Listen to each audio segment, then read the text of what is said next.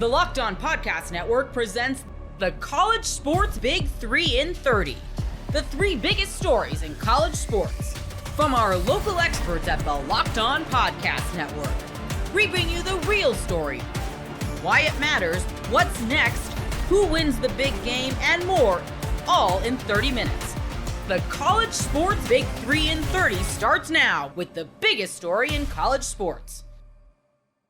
Well, it's official. Steve Angeli is headed to the transfer portal. You are Locked On Irish, your daily podcast on the Notre Dame Fighting Irish. I really want to focus on Angeli for a bit because this situation, even though it was a little bit predictable at the end, it's still a bummer because I really like Steve Angeli. He is an easy guy to root for. He loves Notre Dame, and he gave everything he had for years to this program to get the chance to be the starting quarterback. And unfortunately for him, it just didn't work out, but that happens. Ultimately, his decision reflects, the reality, the cold reality of modern college football, and honestly, the strength of Notre Dame's quarterback room. But still, there is a human element in all of this that sometimes gets lost, and it's been well reported that Angeli wanted to be the starting quarterback at Notre Dame more than anything, even if it was just for one season. That's why he didn't run when Notre Dame went out and got Sam Hartman in the transfer portal in 2023. That's why he didn't run when they went out and got Riley Leonard to start over him in 2024. He was waiting for 2025, and this year was his best shot at it, and it just didn't work out. So my heart breaks for anyone who invests so much time and energy into something, and it just didn't work out. But even though it didn't work out at Notre Dame, I think Angeli is going to finish his career strong. He appeared in 21 games over 3 seasons. He completed 58 of 80 passes for 772 yards, 10 touchdowns, and just 1 interception. That's not a ton of volume, obviously, and he was playing a lot in garbage time, but it's really efficient work. And he made 1 career start back in 2023 for the Sun Bowl, and he played really well in that game. He finished 15 of 19 for 232 yards passing, had 3 touchdowns through the air, and he even added 27 yards on the ground. The kid flat out produced when he was given the chance, and his Orange Bowl moment cannot be overlooked either. That 2-minute drill right before halftime, where he stepped in for Riley Leonard and led a composed 13-play drive that ended up in points, that shifted the momentum of the game. Notre Dame probably does not beat Penn State in the college football playoff semifinals and go to the national championship if Steve Angeli did not come through for the Irish on that drive. He looked calm, he looked poised, and he looked confident more than anything, right? He was thrown into the fire, was not fazed at all, and led the team down the field. That is not garbage time. That was winning football in a really difficult situation. But I think we have to be honest with ourselves about that drive and the way that we talk about it. And I'm guilty of this as well. There was a play late in that drive. Steve Angeli had already driven them down the field for the most part, where he was not able to evade pressure and he fumbled the football. Abdul Carter, who was going to be a top 3 pick most likely in the upcoming NFL draft next week, was right there to pounce on it.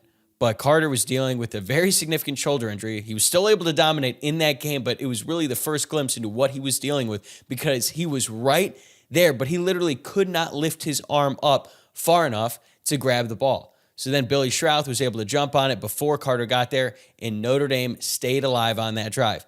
If Carter's shoulder was just a little bit healthier, or if he was maybe just a couple inches closer to the ball in that situation when that happened, he probably recovers the football. Notre Dame loses that game most likely. And the conversation around Angeli in that game is entirely different. He's no longer considered the savior. He's the guy that almost led the drive, but ultimately fumbled it away. I'm not saying this to disparage Angeli because the drive is still very impressive, right? He got them to that point to begin with, and then he bounced back after that play and set up the field goal. But we have to admit he made a pretty big mistake and got lucky. That happens. Still very impressive. And that was the defining moment of his career at Notre Dame and is a big reason why the Irish won that game. But I think when we have to really honestly evaluate all these quarterbacks, that stuff does matter. Even though it's a game of inches and he got lucky in that scenario, we have to consider all the facts in this situation. But we get to the spring of 2025, and Angeli made it clear that he believed Notre Dame was where he was meant to be. He could have transferred after the season. He decided not to. He wanted to come back and compete for the starting job. He said all the right things. He carried himself the right way, and he competed. Like, he truly believed that he could start, and for good reason, right? He had waited his turn. Now is his time. He's a smart, steady quarterback. He's got good touch. He's accurate. He's got great leadership qualities. The team seems to really like him. And he can also make some plays with his legs too. Like, he's not great at avoiding pressure in the pocket, but we saw in the Sun Bowl, like, he can get out and he can run a little bit for sure. He also ran some against Purdue, but he's not the most physically gifted guy in the room, but he was talented enough to deserve a shot to lead this team. But Notre Dame had 3 guys who could compete. And Marcus Freeman said after the spring game, it was the most honest statement he made about the quarterback competition throughout the spring. He said he'd prefer if the quarterback competition were cut to 2 heading into summer and toward training camp. So after he said that, I think a lot of people perked up a little bit, and you're like, okay, he actually said it, right? Whoever came in third is probably going to be out the door. So it's not a huge surprise. This is what happened, considering just how impressive CJ Carr was in the spring game and throughout spring practice, and how impressive Kenny Minchey was all spring. Like, for as much as I like Steve Angeli, I think most rational fans who watch the 3 of them play see that Carr and Minchey are a little bit more talented and they have a higher ceiling. Plus, they have more eligibility, and all of this stuff factors in. Someone had to come in third. I've been saying that a lot. They're all good. They all deserve a shot, but somebody's going to come in third, and it looks like Angeli came in third. So now he's on the move. Where could he go, and how successful can he be? I think Steve Angeli should look at Tennessee now that Nico Iamaleava is gone. It seemed like he was headed to UCLA, but now that's still being finalized. What a disaster of a situation that is. But Tennessee only has 2 scholarship quarterbacks right now. They've got a freshman and a redshirt freshman with 0 starting experience. I know they're going to look around for a more proven starter. I get it. They have college football playoff aspirations. They've been linked to the quarterbacks at Illinois, Baylor, and Iowa State. But if those don't work out, I think Angeli is perfect for that situation, because even though he doesn't have like a ton of playing experience, he's an adult that can come in that room and compete right away. I think he'd probably be better than those other 2 guys they have right now. And he is the type of personality that could fit in with that program and not make things weird. He's also capable of winning them football games, and I think he could be like a nice bridge player to get them to Merklinger, who's the redshirt freshman quarterback that they really like, or the top overall quarterback recruit that they got in the class of 2026, because Angeli has 2 more years left of eligibility. And if Tennessee isn't interested, I think Tulane makes sense. They've been one of the best group of 5 programs. They don't have a quarterback. So Angeli could more than likely start right away for Tulane and potentially lead them to a college football playoff berth because of the automatic bid that's given to the highest ranked group of 5 team. That's not out of the realm of possibility that Steve Angeli could be a starting quarterback in the college football playoff next year. Or if he wants to stay in the Power 4, I think Minnesota and Purdue are 2 Big Ten teams that really need a quarterback. They probably wouldn't be very good with or without Steve Angeli, right? Purdue was god-awful last year, and I know I've been making a lot of Purdue jokes on the show, but frankly, I don't think it's enough. They were just that bad last season, and maybe for Steve Angeli's health long-term, he decides, wait a second, I saw what happened to Purdue last year. I don't want to have anything to do with that. Also, Purdue plays at Notre Dame this year, so that would be really interesting, but it's an opportunity for him to start at a team who plays in one of the 2 major conferences. The thing is, though, no matter where he ends up, I think Angeli's time at Notre Dame is going to be remembered fondly. This is the epitome of a team-first guy. He was ready when his number was called, and he helped Notre Dame win a massive game in the college football playoff.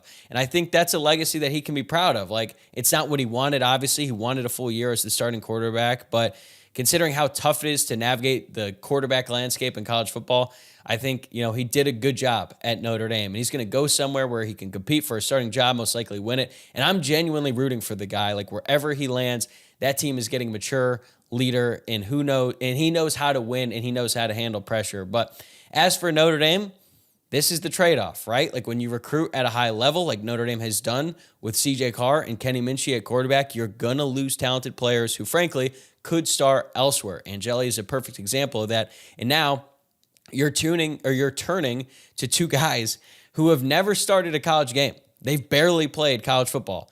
And even though I'm high on both players, that makes me a little nervous, not going to lie, especially when you consider the fact that Notre Dame opens up on the road against Miami in the season opener, and then they take on a Mike Elko-led Texas A&M defense in the home opener. Like, that is one hell of an introduction for either one of these guys when they become the starting quarterback. But that's why I thought Notre Dame would try to keep Steve Angeli around after the spring, but that's clearly not in their best interest. And if Marcus Freeman was willing to roll with a true freshman at left tackle and a redshirt freshman at left guard last year on the offensive line going into that game against Texas A&M, it really shouldn't be that big of a surprise that he was willing to ride with a more talented player, whether it be CJ Carr or Kenny Minchey, going into 2025. So yeah, I'm bummed to see Steve Angeli go because I do believe he's a good football player, but this is the cost of a competitive locker room, and you want to have enough talented guys that want to compete, but sometimes the timing just doesn't work out. Angeli gave Notre Dame everything he had, and now he gets a fresh start, and I'm going to be tuning in and rooting for him wherever he ends up.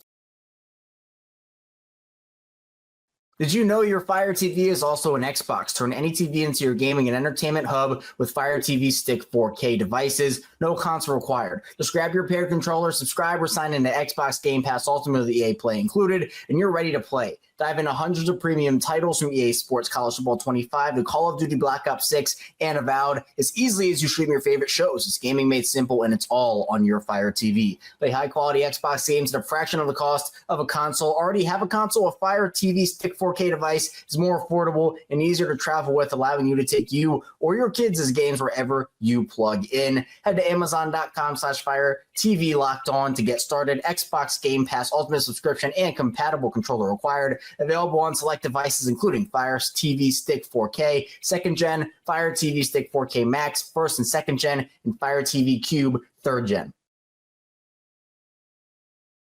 You are Locked On Auburn, your daily podcast on the Auburn Tigers. I think the biggest story of the day, and definitely the one that, I mean, it's a polarizing figure, and so I think fans are going to feel different ways about it just by the nature of it, but Chad Baker-Mazara hitting the transfer portal. Some Auburn fans saying, okay, you know what, it's time. Like, there were highs of highs with Chad Baker-Mazara, and there were lows of lows, and you know what, like, a lot of people are going to look at the lows and say, hey, good, it's time to head elsewhere. But I mean, just with all the stories that have kind of come up with all of this, like, it did kind of seem like it was time, Daryl, the more that comes out about this scenario. Well, the developments kind of took place in the last 24 to 48 hours. I don't think that Auburn's coaching staff was surprised at all with the announcement this morning. We started getting wind of this yesterday. It's all about NIL. Anything in this day and age, it's about your perceived worth and what you perceive your worth to be. And if you don't feel like you're getting it, these kids go out and get it, especially when you start doing the comparing game. And this is one of the things that I was always very, very afraid of when NIL got rolled out, was fracturing locker rooms or kids not being able to keep it close to the vest what they were getting. And so then this guy resents this guy for making this and that kind of thing. So it's about what you perceive the pecking order, your NIL, and what you should make. And I think it's are you willing to play that game? And let's just be honest. This happened last year, okay? Full disclosure, right after the season ended, Chad Baker-Mazara threatened to go to the portal. There were some teams that were pursuing him, and apparently Auburn did what they needed to do to keep him. It doesn't seem like they did that this go-round. Yeah, I think the addition of Keyshawn Hall, the transfer from UCF, allowed you to say, you know what? Like, we're going to ride with the guy who led the Big 12 in scoring a year ago, and you don't have to worry about a technical coming once every, 2 or 3 weeks, it seemed like. Or at least, the hot-headedness that came with that, and it all seems like a more stable position. Now, some people say, like, well, where's the loyalty? I mean, I think this loyalty thing's a two-way street. Like, a lot of people are saying, like, oh my goodness, these kids just aren't loyal to the schools anymore. Like, well, like, if it's all about NIL, like, there's a chance that the current, coaches are valuing players that haven't taken Auburn to a Final Four versus the guys that are coming in day one and perhaps earning more. So, like, the whole loyalty thing, I kind of roll my eyes at. And it's like, who gives you more value this upcoming season? And I think you can look at other guys that give you more value than Chad Baker-Mazara. Well, the loyalty thing is a two-way street. When you go out and recruit over the top of your current roster already, Right. Chad Baker-Mazara plays the 3, Hall plays the 3 or 4. So you're always looking to better your roster and upgrade your roster. Where's the loyalty to the kids that come back for that? It does go both ways. So I think if you have an opportunity to start somewhere, Chad Baker-Mazara would have started at Auburn. He would start wherever he transfers. Then it just becomes about the dollars and building a roster. Auburn had to spend money to rebuild this roster. You don't want to start putting 30 or 40% of your NIL money, on one guy. So that's the thing. Look, with Chad Baker-Mazara, you got the good Chad, you got the bad Chad. He won you more games than he cost you. I'm just going to be honest. I think 100. He definitely. Oh, one thing, I will not get on here and bash Chad Baker-Mazara. I will not do it. He was crucial to what Auburn accomplished this year. He was a big, big piece. Did you hold your breath a lot? Absolutely. Yes. Was there moments of moodiness and all that? But at the end of the day, when the whistle blew and they tipped it up, he gave you everything he had. Yes. He helped you win on multiple facets. Oh, and I will never forget. I mean, I'll never forget a lot of the things Chad Baker-Mazara did, good and bad. But the way he went out against Florida in that Final Four battle, like he was banged up. He was an absolute warrior, and it seemed like he wanted it more than anybody else on the floor. So, I mean, a lot of folks are going to focus on the negative, but like Chad Baker-Mazara gives us some really awesome memories. And if we could, experience the Chad Baker-Mazara roller coaster of emotions again, like I think most people would. Because part of it got you to a Final Four. So, but all in all, like I do think Auburn is in a situation now where, if he enters the portal, like he's not on the team anymore, you can use that NIL allocation to recruit other guys. And that's going to be part of our conversation later. But as far as guys entering the portal, let's stay on this. JJ Pegues entering the portal. I actually didn't realize he had another year of left of eligibility. I'm going to be 100% honest with you. JJ Pegues, I wish you nothing but success. I hate that it did not work out here, but man, it didn't seem like he pouted. It didn't seem like he hung his head. It seemed like he was a great teammate and locker room guy. So hats off to Pegues. Best of luck at your next stop. That'll be the biggest mystery to me, more than Westry, more than Aiden Holloway. Yes. I thought JP Pegues was a slam dunk because he'd already done it. He already did it, and he did it Yes. he did it in the NCAA tournament. He did it in the big atmosphere. When Auburn procured him around a year ago, I thought that was it. They locked up the point guard position. He was dynamic. He averaged 18 a game at Furman. Yep. Sometimes this stuff doesn't pan out, but that was a shocker to me. Probably the biggest in the Bruce era to me that Auburn, I wouldn't say missed on, but it didn't pan out. Yeah, the shocker of him not panning out, just to clarify. Yeah, yes. Yeah. I'm there with you. And then A.D. Scott entering the portal, and he was kind of the, a guy who was waiting in the wing. Could he be, some depth at the 5 position? He announced, it sounds like he's got 2 years left of eligibility. So best of luck to A.D. Scott. Once again, another guy that sounded like an exceptional teammate, solid locker room guy, solid culture guy. Best of luck with him moving forward. I'll tell you what bothers me about this one a little bit. I have a pet peeve about. I heard a lot of good things about him and how he competed in practice, and that Auburn was really, really high on him and redshirted him and did not let him play last year so that they would have him next year to provide that depth. It kind of would have been nice to use him a little bit this year when Dylan got in foul trouble and Janai Broome got in foul trouble, and because he was kind of that enforcer guy. He could be very physical, very good rebounder, very hardcore defender. Yeah. I'd have liked to seen him get 5 to 7 minutes off the bench and wear bigs down from the other team like people did to Auburn. So they don't use him with the hopes of having him next year, and you don't have him next year. That's a good point. It was kind of like taking a timeout with you at the end of the game. You still have it in your back pocket. I hate that Auburn did not, because if Auburn would have known that, they would have taken the red shirt off and let him play some this year. Yeah, there would have been especially like, when Janai missed some time or whatever, it would have made a ton of sense. But they didn't, because they thought he was going to get in the rotation. I heard they thought he was going to be in the 10-man rotation next year. Yeah. So, once again, best of luck to AD. Curious if that was more of his decision or if it was a processing situation. maybe we'll learn that as time goes on. But I'm with you. I was a little surprised by that one for sure as well.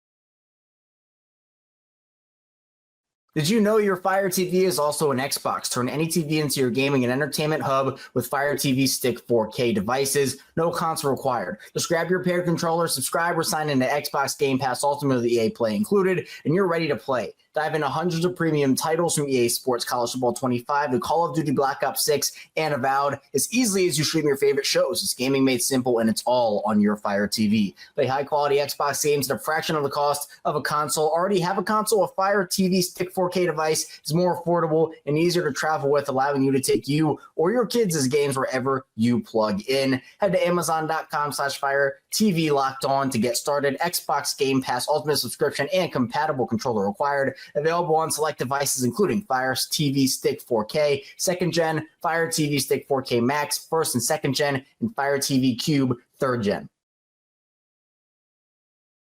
A former 5-star wide receiver is visiting the Utah Utes. You are Locked On Utes, your daily podcast on the Utah Utes. Talking about one thing, Micah Hudson, former 5-star wide receiver, visiting Utah, 22 Forever game in town for the weekend. This is massive. I think this is the only visit based on what I've seen he has lined up right now. There's rumblings of him also returning to Tech that I've seen online. So that obviously looms large. And I mentioned returning to Tech because we got to talk about a lot. But first, just who is Micah Hudson? He is a former 5-star wide receiver. And if you look in the transfer portal, as a transfer, he ranks as a 4-star. He's a 66th ranked overall player in the portal, 17th ranked wide receiver. The 6-foot, 195-pound wideout hails from Texas. And he went to Tech for his first year. Freshman year at Tech, it didn't really pan out there. He caught 8 passes for 123 yards in limited action last season, so did burn his freshman campaign. But after that, he enters the portal, and I will say, battled some injuries, so didn't really get to participate in spring ball last year, so didn't get off to the hot start and just that strong start that you see a lot of other guys get to.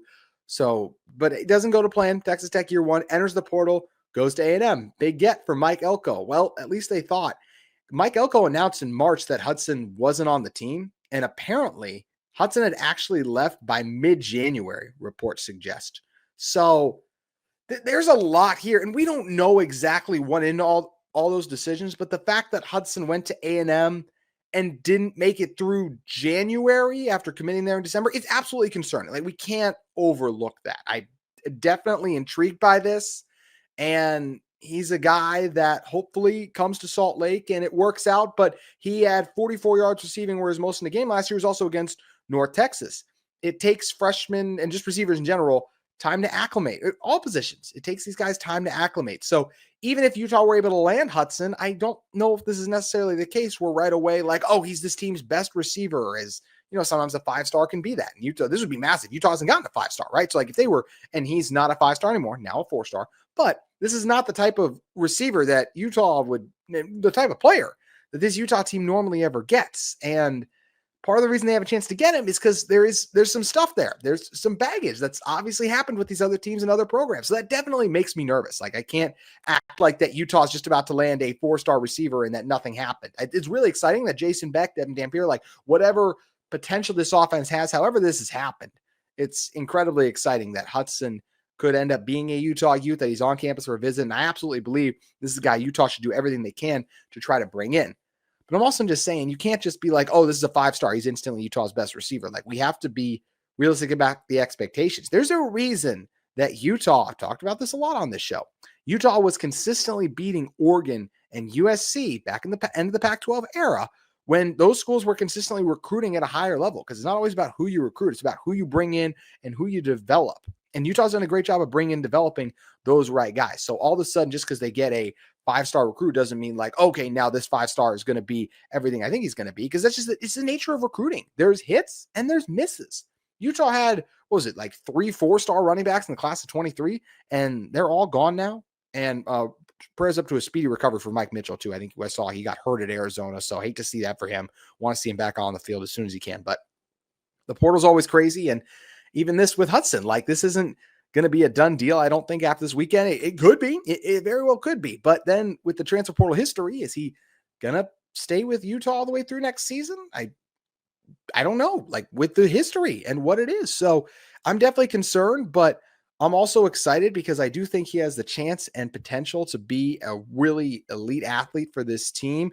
He is one of the, talking to someone who is familiar with Hudson's game earlier today, I was told that he does an exceptional job tracking the ball and can make contested catches, high points passes at a very high level. He did not do a great job of getting separation at Texas Tech, not the fastest guy, but a guy that if you throw him off the ball and you give him a chance, he can make a lot of plays too. And does seem like a guy as well that's still acclimating to, hey, taking on college defensive backs, because you look at it, as we mentioned here, and it's not like the 6 foot 195, that doesn't blow up. That doesn't like go, oh my gosh, that's a crazy stat. It doesn't make you say that. He was still a guy who, like we mentioned, may have not worked at Tech last year, but it'd be hard not to be ecstatic if Utah still landed him. We're talking about a guy who's the 16th prospect in the country last year, according to 24 Sports' composite rankings.